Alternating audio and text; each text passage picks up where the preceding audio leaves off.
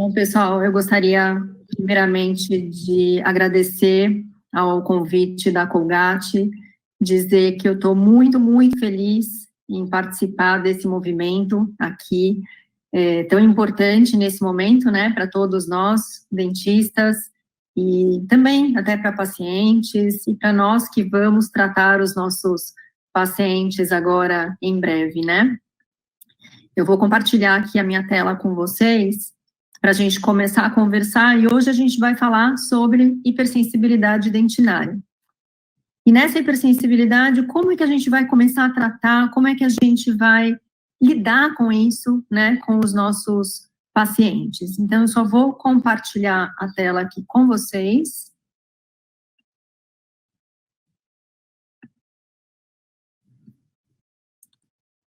Deixa eu só colocar aqui a tela.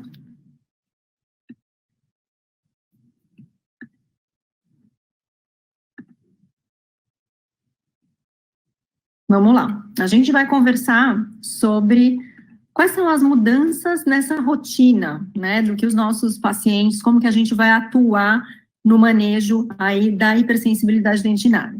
Só para falar um pouquinho para vocês, né, eu sou professora lá do Departamento de Dentística, da FUUSP, trabalho também junto com, além do Departamento de Dentística, no laboratório de laser, e nesse laboratório de laser, a gente trata muitos pacientes com hipersensibilidade. Um dos nossos, a gente fala que a quantidade de pacientes que nós temos, de pacientes de hipersensibilidade hoje tem crescido demais, tá? Mas eu vou mostrar para vocês alguns protocolos que entram o laser, claro, mas também entram outros produtos e como é que a gente vai se adaptar. Então, vamos lá, vamos começar. Eu queria primeiramente fazer uma reflexão com vocês. Mostrar que hoje a gente está vivendo aí novos tempos, mudanças, algumas incertezas, e principalmente aí muitas ansiedades, né, no momento em que a gente não esperava estar vivendo tudo isso, e a gente se pergunta, né, nesse momento que não podemos, né, atender os nossos pacientes aí de rotina, somente algumas emergências, como estão os nossos pacientes hoje? Será que eles estão rangendo os dentes? Será que eles estão com algum tipo de parafunção? Será que eles estão se alimentando bem? Será que eles estão dormindo bem? Estão nervosos ou conseguindo manter um pouco da tranquilidade deles?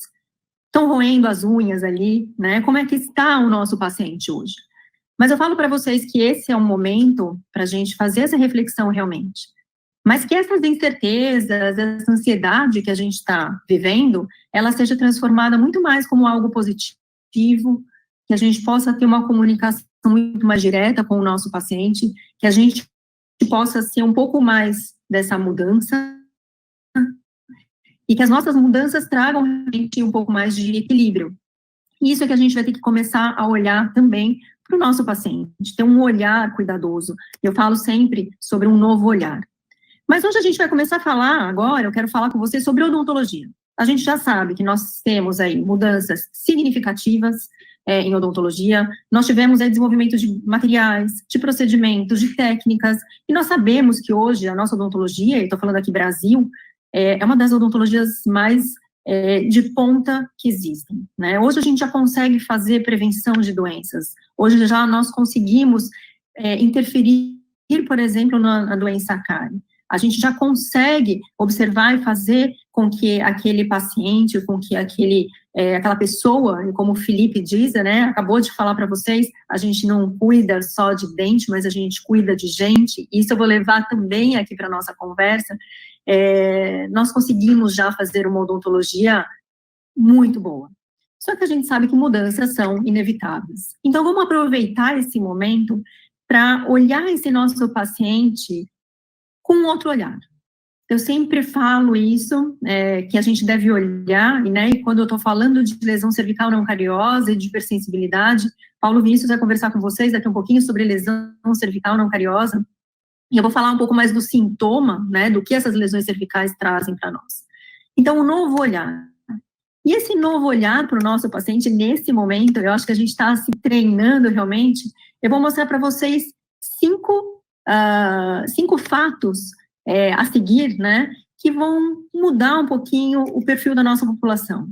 E essas mudanças vai proporcionar muito mais para nós conhecimento, e se a gente tem mais conhecimento, a gente consegue fazer um diagnóstico muito mais preciso e muito, muito mais efetivo, né? O primeiro fato que eu vou mostrar para vocês, hoje a gente está fazendo uma odontologia de mínima intervenção, ou seja, nós temos conceitos e conseguimos fazer promoção de saúde. O que nós observamos?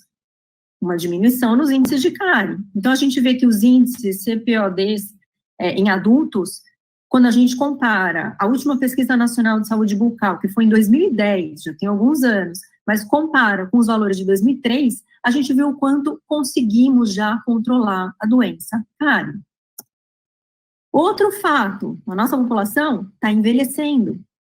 E essa população envelhecendo, vou mostrar um gráfico que vai ficar um pouco mais fácil de vocês entenderem. 1980, a gente tem uma pirâmide muito certinha, com uma base de pessoas jovens e com um ápice de idosos. Olhem a projeção da nossa população, dados do IBGE, para 2050. A gente tem uma base muito menor e uma população muito mais envelhecida.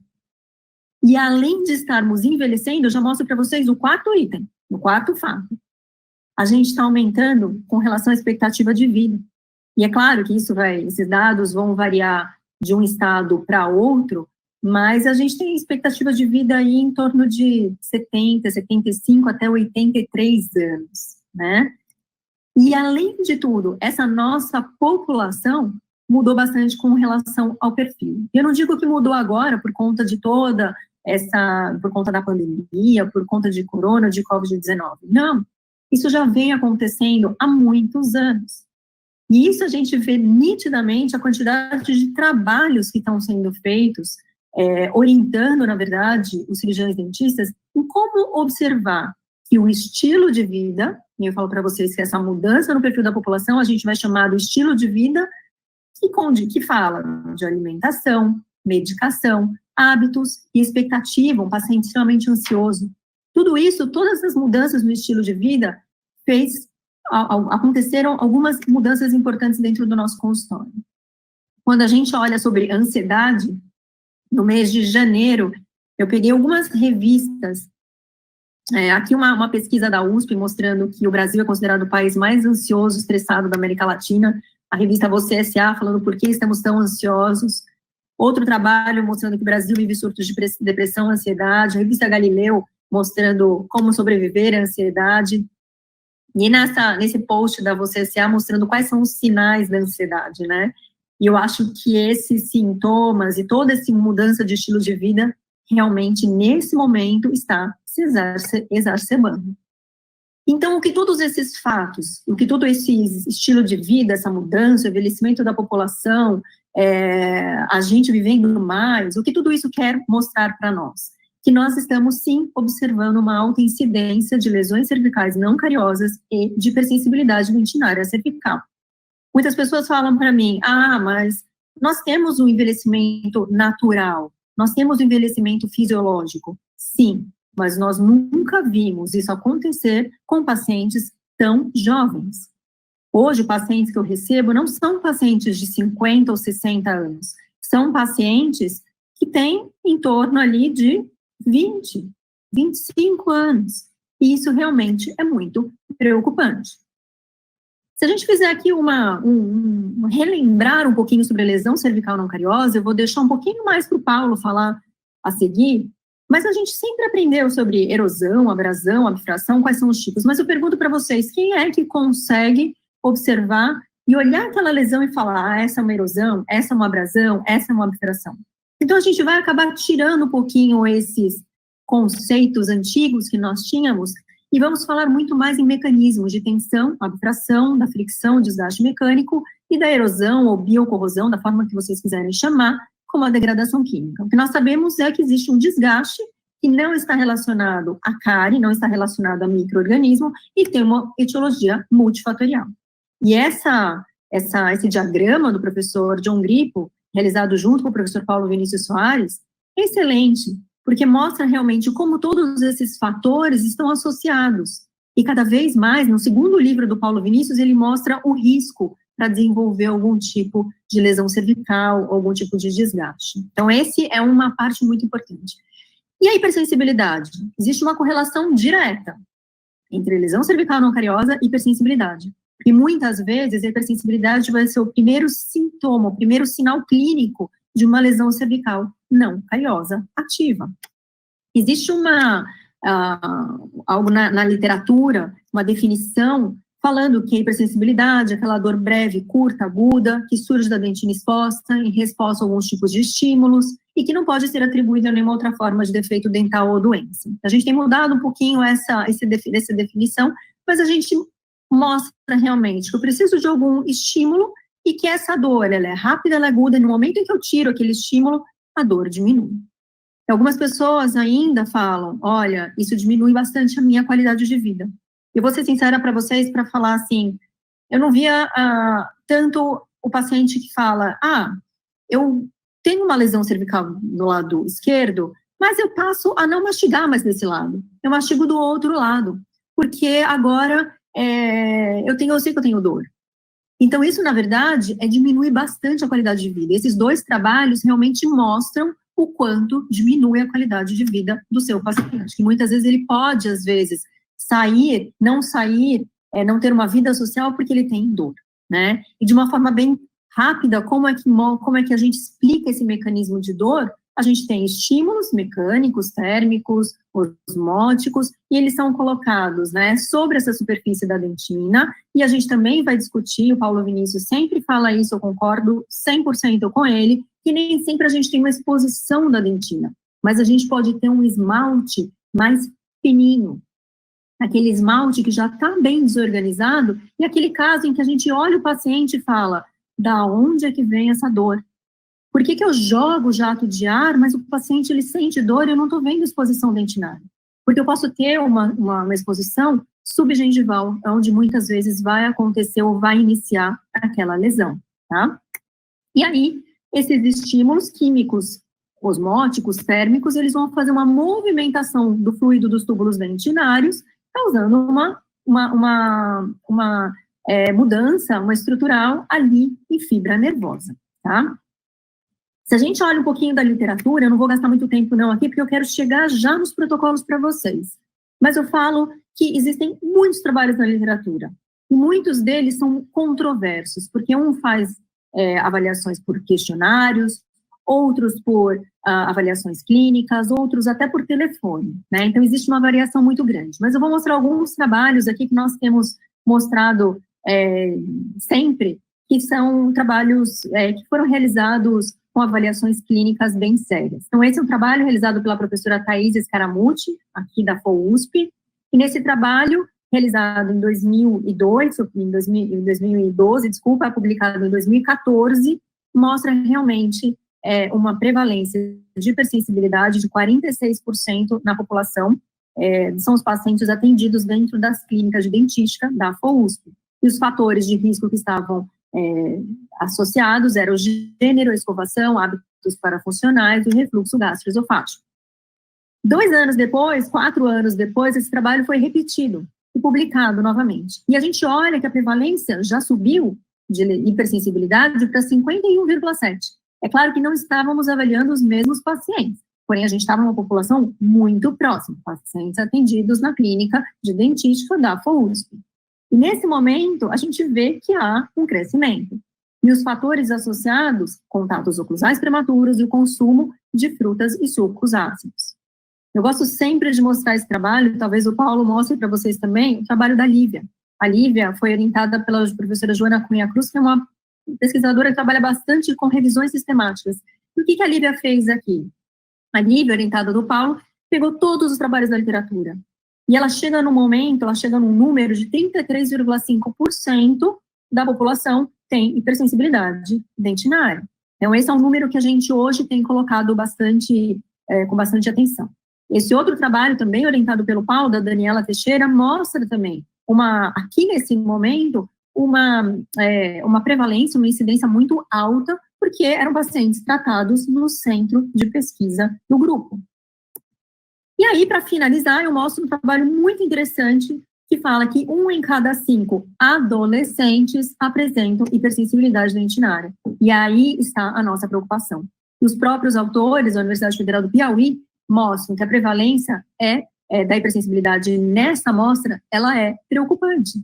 Porque a gente está começando a observar, e eu falo que nesse momento a palavra-chave é prevenção. A gente olhar aquele paciente com um olhar diferente, mas se a gente conseguir olhar o paciente cada vez mais jovem, a gente conseguir olhar aquele paciente e mostrar para ele que muitas vezes o estilo de vida que ele está levando está causando algumas alterações bucais importantes, tá? Então, eu já mostro para vocês que realmente o número de casos está aumentando cada vez mais em pacientes mais jovens. Então, esse desgaste que as pessoas, como eu falei para vocês, falam, não, é fisiológico? Existe sim um desgaste fisiológico, mas quando ele é muito precoce, a gente está vendo o envelhecimento precoce da dentição natural dos nossos pacientes jovens, isso tem causas patológicas. Então, a gente precisa intervir. Então, nós estamos observando como um jornalista foi muito feliz em fazer essa matéria, mostrando que nós estamos vivendo realmente uma geração de pacientes com hipersensibilidade dentinária. E de uma forma geral, a gente falando sobre degradação química, o que a gente tem que olhar nesse nosso paciente? O que a gente tem que olhar e orientar o nosso paciente nesse momento? Quando a gente fala de degradação química, a gente está falando de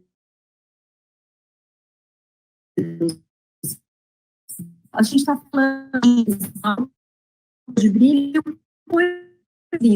agentes de origem intrínseco e intrínseca. O que é intrínseco? A gente olhar para aquele paciente e conseguir observar que existe realmente algum tipo de transtorno alimentar, existe algum tipo de doença de refluxo gastroesofágico, e esses transtornos vão causar realmente algum tipo de alteração. Aí entra uma parte muito importante, que é a equipe em que você está trabalhando.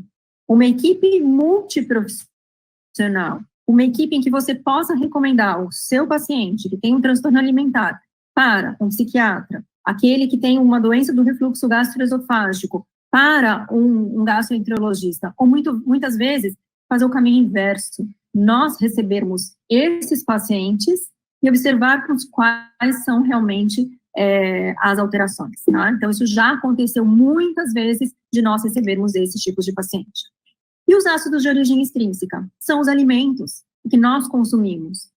Quantas pessoas hoje, quando eu estou dentro de uma sala de aula, eu pergunto, quantas pessoas tomam aquele suco de limão, ou shot de limão, ou o limão na parte da manhã? Que o seu próprio nutricionista recomendou. Então, hoje, esse é um trabalho que a minha orientada de doutorado, Andréa Tolentino, ela está fazendo, ela está mapeando as características de pH e capacidade de tampão de diversos alimentos que são consumidos no Brasil. Em breve, nós vamos ter aí alguns resultados bem interessantes e prometemos já publicar isso em revista nacional. A Andréa não só faz avaliação do pH, ou seja, da acidez desse alimento, mas ela também avalia quanto tempo que a nossa saliva, que é um modulador muitíssimo importante, consegue equilibrar, consegue neutralizar, tá? Então, esse é o trabalho dela. E quando a gente fala da abrasão, na verdade, quando a gente fala aí da degradação, né, da tensão, a gente está falando de escovação. Será que eu vou conseguir fazer algum tipo de remoção de tecido? Será que aquelas lesões do meu paciente são realmente causadas por escovação? Eu já falo para vocês que o fator escovação isolado não promove desgaste e não resulta em perda clinicamente significativa de dentina. A escovação, ela é um fator coadjuvante na formação de uma lesão cervical não cariosa e, por consequência, de uma hipersensibilidade. Quando a gente fala do mecanismo de fricção, ele é sempre um cofator, ou seja, ele combinado com uma escovação mais agressiva, com um creme dental mais abrasivo, uma técnica de escovação errada, mas eu estou falando em um paciente que toma aquele shot de limão todos os dias, a gente vê que a escovação, ela consegue realmente remover algum tipo de tecido, mas só quando combinado, por isso que a gente tem uma etiologia multifatorial. E quando eu falo da escovação dental, eu falo não só dos dentifrícios, mas da técnica de escovação. Eu já passo para vocês aqui o equipamento que a gente tem utilizado hoje para avaliar bastante o perfil dos nossos cremes dentais. para a gente avaliar como é que fica essa superfície. Então, nessa primeira figura que vocês estão vendo, uma superfície, um platô verde, e o equipamento em cima, a gente vê uma superfície rígida, ou seja, uma superfície em que não tem nenhum tipo de tratamento. Eu vou submeter as minhas amostras, eu pego quadradinhos de dentina, esmalte, e vou levar para o laboratório e faço escovação. Quando eu faço a escovação, sem colocar imersão em algum tipo de ácido, eu não tenho nenhum tipo de desgaste. Eu permaneço com a mesma amostra. Agora, se eu levar, colocar no ácido, eu posso colocar dentro de um refrigerante, de um isotônico, ou de qualquer tipo de formulação ácida, e eu vou levar, e eu escovo em seguida, eu tenho essa formação dessa imagem, que mostra realmente uma lesão cervical, um padrão de lesão cervical. Então, eu consigo trabalhar com essa imagem em 3D. Eu consigo trabalhar com essa imagem e avaliar e tirar algumas conclusões com relação a isso. Então, nós temos trabalhado, uma das nossas linhas de pesquisa, é trabalhar com cremes dentais dessensibilizantes. E eu já falo que o papel deles, eu não vou deixar para o final, mas eu sempre recomendo um creme dental dessensibilizante no final do meu tratamento. Eles são sempre coadjuvantes. Eles ajudam a manter o protocolo que eu já vou mostrar para vocês que a gente deve seguir. Eles têm ingredientes ativos que são, sim, capazes de proteger a superfície e também obliterar túbulo dentinário. Então, eu tenho percebido que quando eu recomendo o creme dental dessensibilizante, depois que eu tratar, depois que eu controlar todos esses fatores, conversar com o meu paciente sobre estilo de vida, eu consigo realmente ter um prolongamento desse protocolo que eu fiz dentro do meu consultório. Então, eu vou falar que ele é sempre utilizado de uma forma complementar para o manejo da dor, para o controle e também para o controle do desgaste. A gente sabe que esses cremes dentais dessensibilizantes, eles têm sim uma baixíssima abrasividade. Além disso, eles têm flúor. Eu estou falando de prevenção de lesão cervical não cariosa, também tem que pensar na prevenção de cárie. Eu tenho ingredientes ativos que são extremamente capazes, como, por exemplo, arginina, o carbonato de cálcio, de fazer ligações importantes na superfície e o dentinário. E, ao mesmo tempo, proteger a superfície. Tá? Então, a gente vai trabalhar bastante com isso. Eu tenho uma aluna de doutorado, hoje ela é pós-doutoranda, a Raquel Lopes. Nesse trabalho dela mostra realmente o quanto a gente tem o RDA. E é sempre interessante a gente trabalhar para a hipersensibilidade com RDAs abaixo de 100, como a gente está olhando ali na Colgate Sensitive Pro Ali. E quando eu falo do mecanismo de tensão? No mecanismo de tensão ele é bastante discutido, um pouco controverso na literatura. Mas a gente sabe que se existe uma concentração de tensão ali na cervical, e isso acontece muitas vezes, hoje quando a gente tem algum tipo de interferência oclusal, a gente tem um paciente com apertamento, um paciente com bruxismo, a gente tem uma parafunção, existe uma concentração de tensão ali na cervical. E essa concentração, nesse trabalho aqui do Alexandre Machado, a gente vê nitidamente, aquela barrinha colorida ali do lado mostra força. E a gente vê que existe uma força muito maior quando uma concentração de tensão, quando eu tenho interferência oclusal. Quando essa oclusão ela está ajustada, a gente tem uma dissipação de forças muito mais homogênea, tá? Então, nós já sabemos que quais são os processos e agora a gente vai ter que chegar no diagnóstico. E esse diagnóstico é muito importante. Eu falo para vocês que eu coloco esse diagrama e eu vou conversando. Primeiro, eu gasto tempo. Eu falo que não é gastar o tempo, na verdade a gente ganha muito. É conversar com o paciente, falar sobre estilo de vida físico, exame clínico intraoral, análise oclusal, conversar sobre a dieta do paciente, ver como ele escova os dentes, com o que ele escova os dentes, até que a gente faça o teste de hipersensibilidade. Eu vou inserir meu paciente em grupos de risco. Eu sei que esses grupos de risco de pós-orto, pacientes com hábitos parafuncionais, atletas amadores ou profissionais, pacientes com doenças gástricas ou distúrbio alimentar, que façam uso abusivo de medicamentos ou substâncias ilícitas, eles estão dentro de grupos de risco porque a gente sabe que eles têm a doença e eles têm uma probabilidade maior. Se eles não estão com a doença instalada, a probabilidade de eles terem essa doença é muito grande. Então, como que eu vou resolver o problema? Como que eu trato a hipersensibilidade dentinária? E o tratamento está diretamente relacionado. Ou eu vou dessensibilizar, ou eu vou restaurar, ou eu vou recobrir. Como que eu vou escolher? Como que eu vou saber? Sempre fazendo um bom diagnóstico, observando o estilo de vida e associando ao exame clínico que eu vou fazer.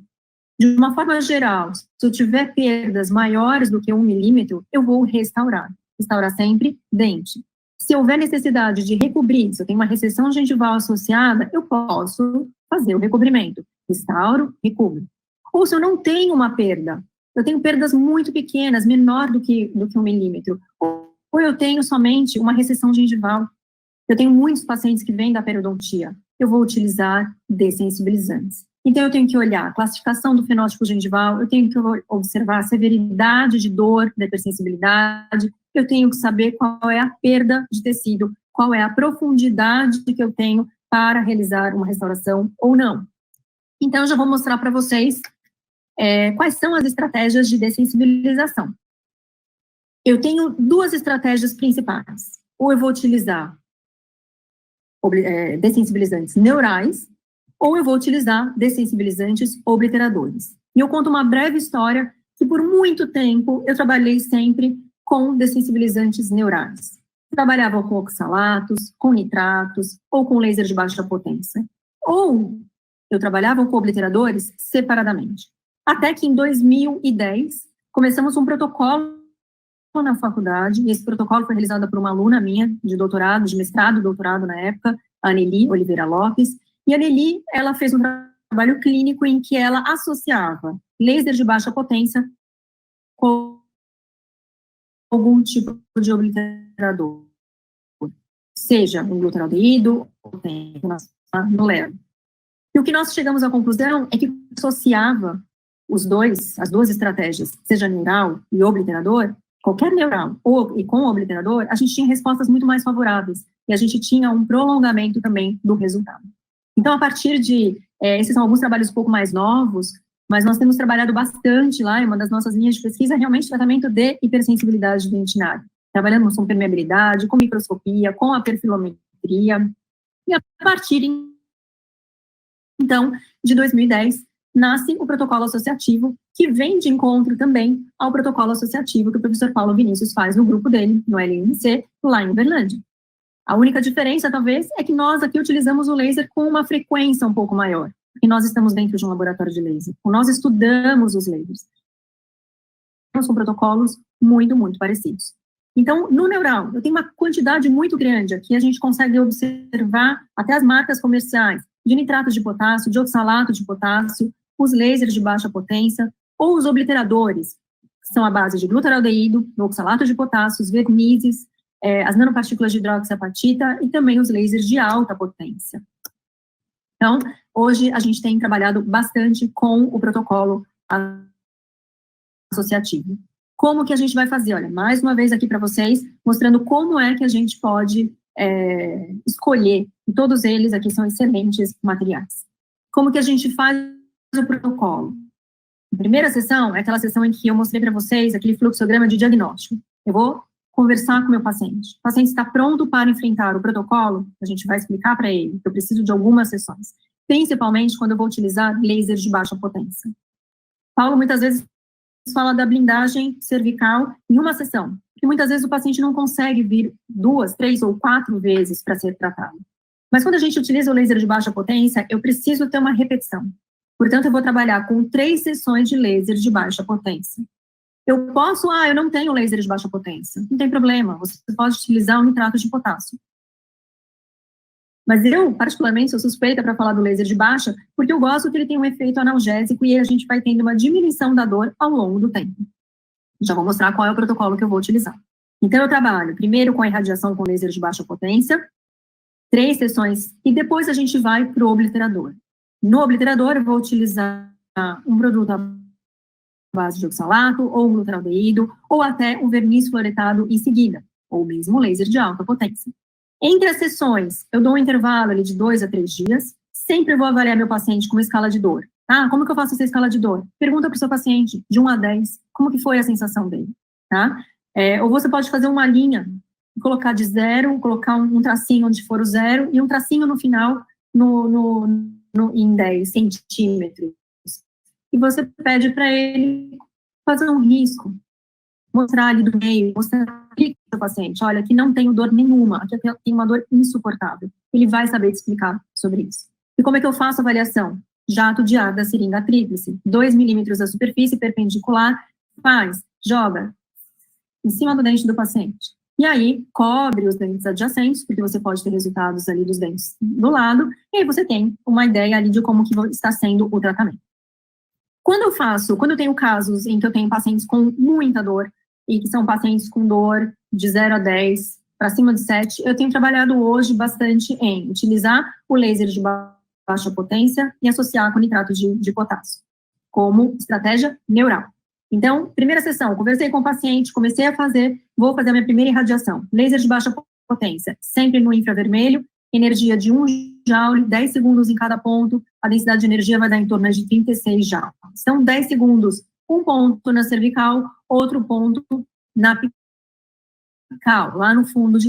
E aí, em seguida, eu posso ou não trabalhar com nitrato de potássio. Vou mostrar para vocês um caso a seguir que mostra a aplicação do nitrato.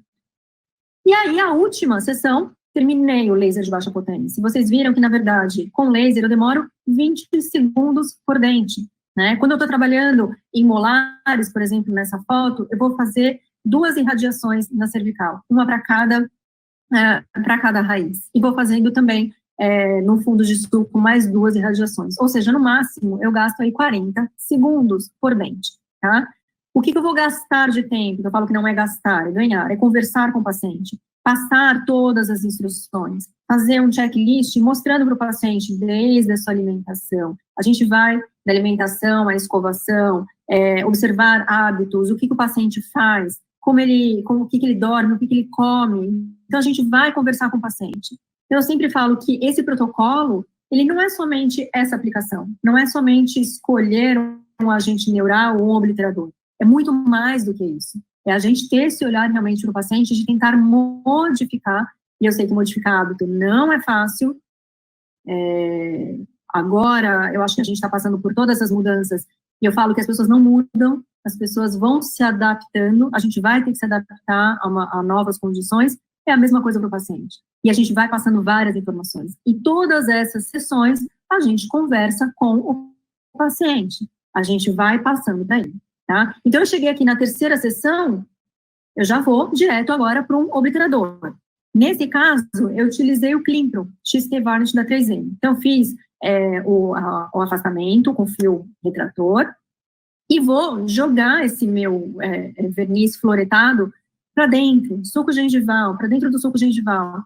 Então, com um pincelzinho, então eu vou fazendo um pouquinho de fricção, vou fazer a fotoativação, e aí vou tirar o fio retrator com cuidado, para que eu não tire, não arranque totalmente esse produto. Mas olha como a gente vê os excessos nesse fio retrator. Isso é muito importante que a gente faça a remoção desses excessos, tá? E aí, no final.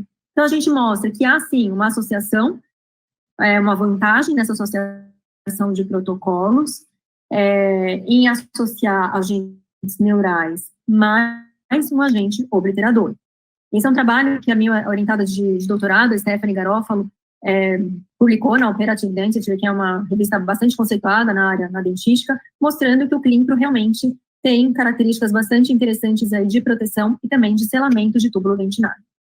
Nesse segundo caso, eu vou utilizar a terapia neural, ou seja, eu vou trabalhar com o laser de baixa potência, mas eu também vou trabalhar com o nitrato de potássio.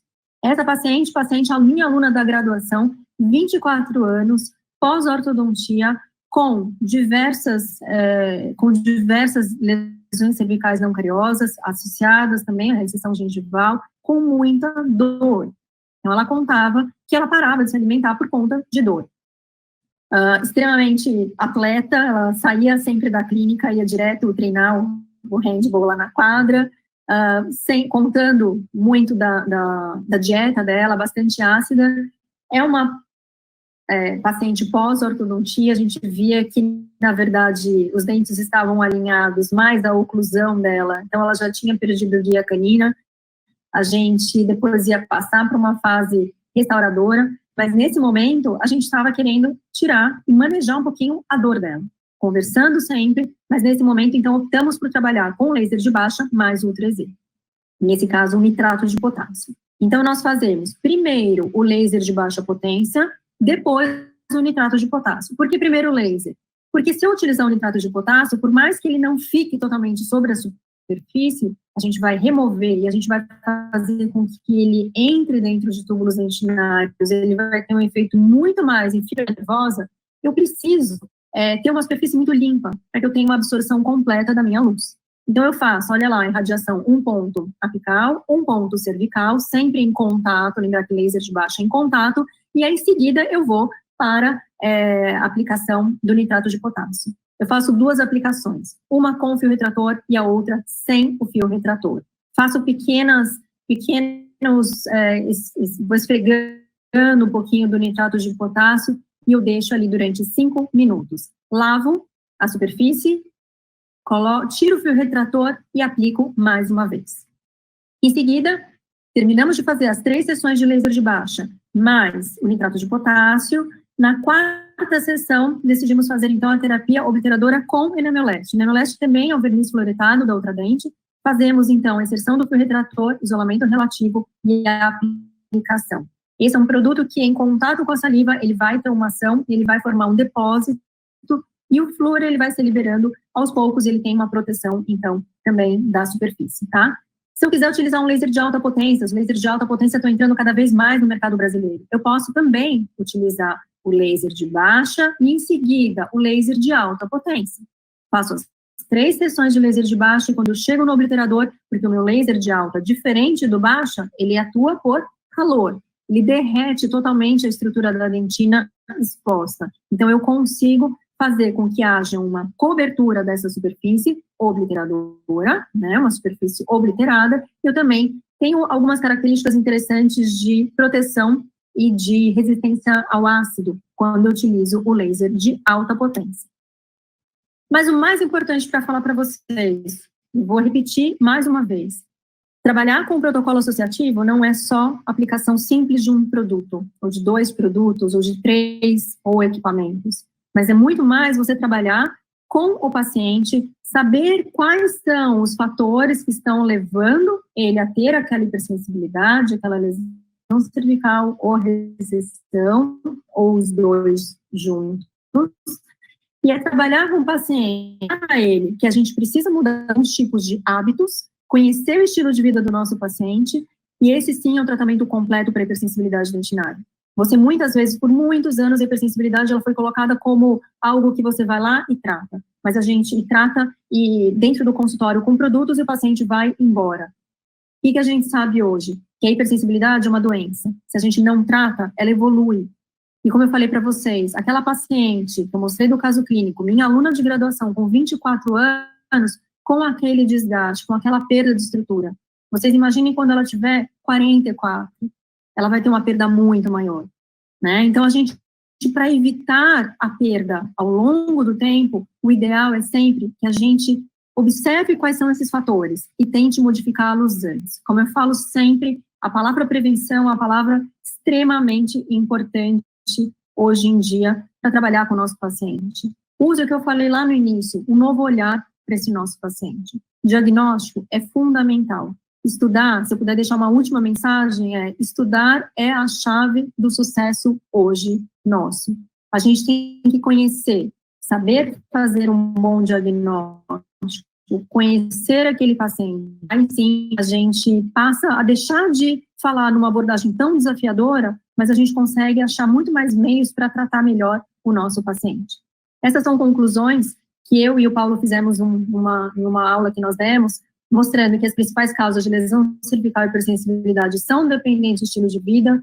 A gente tem que ter ação multiprofissional, como eu falei nos casos ali, naqueles trabalhos de refluxo gastroesofágico, transtorno alimentar e etc. Tem outros casos.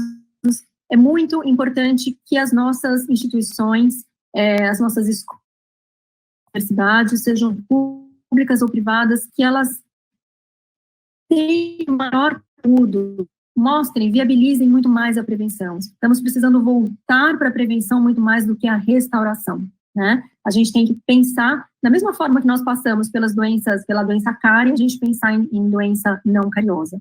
E eu sou um pouco mais otimista, mas eu acho que se a gente fizer alguma coisa, a gente vai conseguir controlar um pouquinho a progressão dessas lesões e esses índices talvez diminuam. Mas se nós não fizermos nada e a gente continuar deixando que os pacientes evoluam com a doença, é muito provável que esse nível de incidência e prevalência de perda precoce e envelhecimento bucal da população aumente cada vez mais. Eu sempre tenho que agradecer também ao meu grupo de pesquisa, esses são meus alunos de iniciação científica, mestrado, doutorado, pós-doutorado, só a Raquel que não está nessa foto.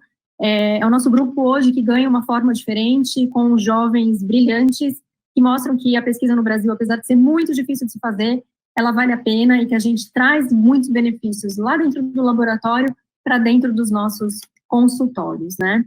Eu queria mais uma vez agradecer a Colgate, agradecer ao Leandro, eu vou só tirar a minha câmera agora aqui, eu queria agradecer a todos da Colgate, ao Leandro, a Patrícia, ao Eric, ao Bruno e a Amanda, e toda a equipe de Elmex, pela atenção, pelo convite, de estar falando de um tema hoje que é de extrema importância e que a gente tem que mostrar realmente, fazer com que esse nosso aluno que está do outro lado hoje, né, mas são os nossos dentistas, realmente possam ter esse novo olhar para o nosso paciente. Muito obrigada.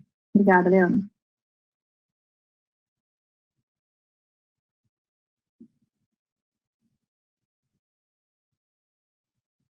Sempre o problema é o som. Agora foi. Tá me ouvindo? Ana, tá me ouvindo? Tá me ouvindo, Ana?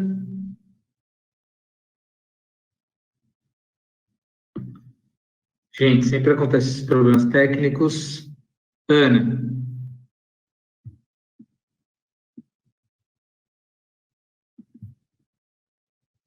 Acho que a professora Ana não está me ouvindo. Professora? Não? Peraí.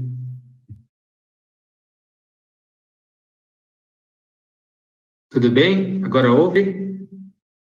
Você que está muda, peraí. Agora você está com áudio, está? Isso. Agora perfeito. Vamos lá.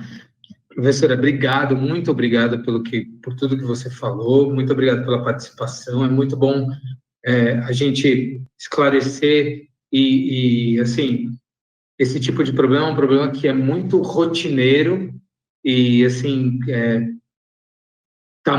muito importante para o dia a dia do paciente, porque diz respeito ao conforto, à vida dele, né? Isso é muito complicado, né, para a gente lidar com isso.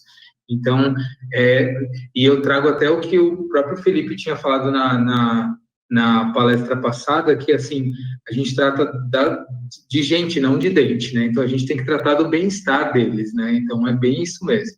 É bem isso que a gente tem que cuidar. Agora, eu tenho algumas perguntas aqui para você, que foram colocadas. Vamos lá.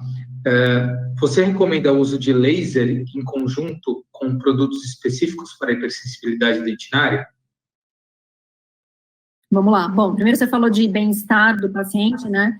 E a gente mostra esses trabalhos de qualidade de vida aí que são muito interessantes, são muito legais, eles são de grupos brasileiros também, isso é mais uma coisa legal para falar, mostrando o quanto que dor, na verdade, você tem um paciente com dor, é sempre um paciente difícil, né? De manejar ali essa dor do paciente. Então, e a gente vai ver cada vez com mais frequência. Você está falando sobre, a gente tem visto muito, eu acho que cada vez mais a gente vai ter.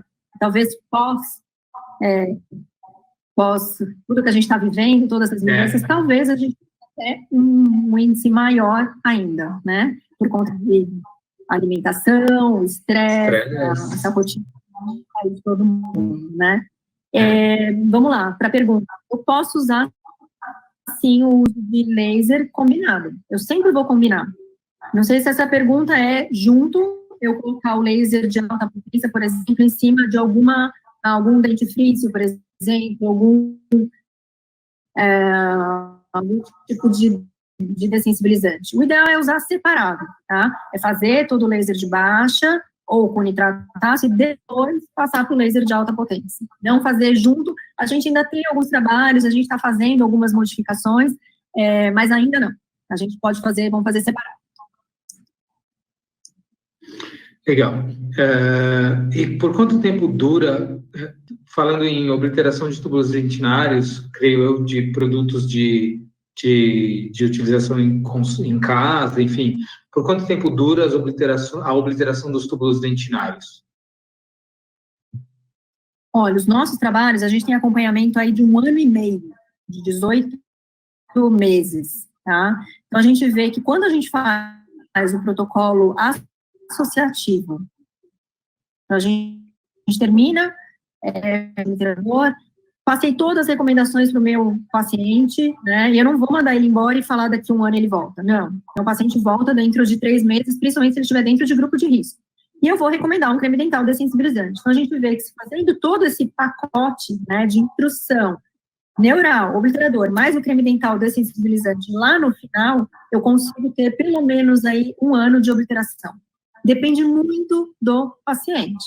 Às vezes eu tenho aquele paciente que realmente fala, meu nutricionista quer que eu tome o suco de limão amanhã. Ou não, aquele que é um atleta compulsivo, ele não usa a placa. Ou aquele que não usa a placa porque ele também tem um bruxismo, alguma coisa à noite, uma parafunção que ele precisa utilizar a placa. Ou aquele que realmente fala, não vou mudar a minha dieta, eu não vou usar o creme dental porque eu não quero. Então, assim, vai depender muito do estilo de vida desse meu paciente, né? Mas, de uma forma geral, aquele paciente que colabora, que vai fazer todas as nossas dicas, as nossas orientações, a gente fala que pelo menos 6 meses eu consigo controlar esse meu paciente, tá? Tá, legal. E aí depois e a gente faz novamente o mesmo protocolo. Tá. E como assim, aí surgiu uma pergunta relacionada a creme dental, porque assim, a gente tem alguns cremes dentais no mercado que eles são, ao mesmo tempo, eles falam que são dessensibilizantes e clareadores. Como que é possível isso? Você pode dar alguma informação para a gente sobre isso? Não? Porque, na verdade aí, assim, até deixar claro, na verdade, o creme, por exemplo, falando em Colgate especificamente, a gente não fala que o creme dental é clareador, a gente fala que o creme dental é branqueador. Então, que ele ajuda a remover manchas extrínsecas de esmalte, é isso. Então, mas vamos lá. Faça a sua. Isso, por favor. Olha, isso, eu já ia falar para você que, na verdade, não existe um efeito clareador. O efeito clareador vai acontecer só se utilizar peróxido de carbamida e hidrogênio, e a gente vai falar de clareamento, não é o momento. Mas, qual que vai ser a atuação dele? Em 2 momentos. Ele tem um pouquinho mais de abrasivo, ele tem um pouquinho mais de partículas de sílica e de abrasivos que vão fazer essa remoção um pouco mais eficiente de manchas extrínsecas. Tá? Então, manchas que o paciente consegue realmente fazer a remoção, ou que a gente também pode ajudar dentro do consultório fazendo uma profilaxia, tá? E também ele tem alguns componentes ativos, ele tem dióxido de titânio, por exemplo, que vai fazer com que haja um efeito um pouco óptico, que dá a sensação de um dente mais claro, tá? Então, ele fica mais branco, fica mais claro, ele fica mais branco, realmente. Eu não indicaria esse creme dental, por exemplo, para um paciente que está dentro de um grupo de risco. Eu indicaria esse paciente, esse creme dental, para um paciente que tem uma dificuldade de fazer essa remoção de manchas extrínsecas, em que ele precisa de 3 em 3 meses, ou de mensalmente voltar para o consultório e falar, eu estou com os dentes inchados, ou é um paciente fumante. Então, a gente vai colocar um pouco na balança ali, né? Será que ele tem muito desgaste? Mas ele tem muito manchamento. Então, a escolha do creme dental, ela é individualizada. Então, eu preciso saber qual é a necessidade daquele meu paciente para indicar um creme dental ou outro. Entendi. Tá. E assim, qual a sua opinião sobre creme dental com carvão ativado? Isso é muito... Isso é complicado, né? É polêmico.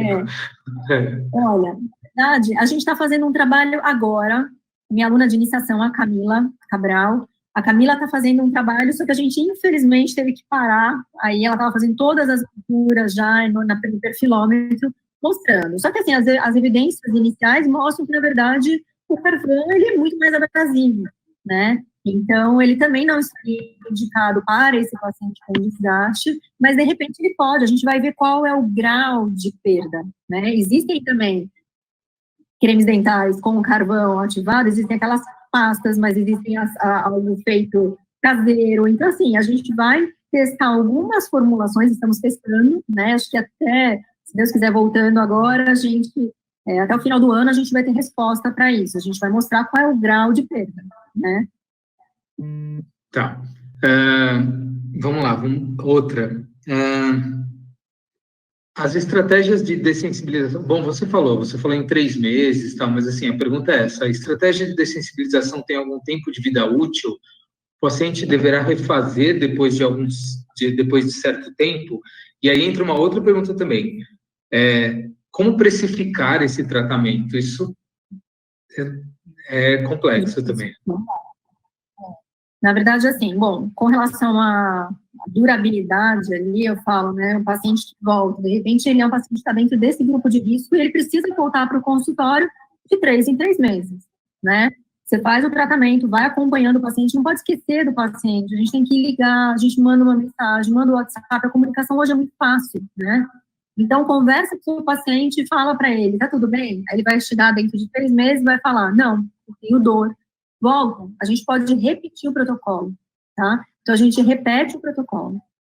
Você pode repetir esse protocolo quantas vezes você achar que é interessante.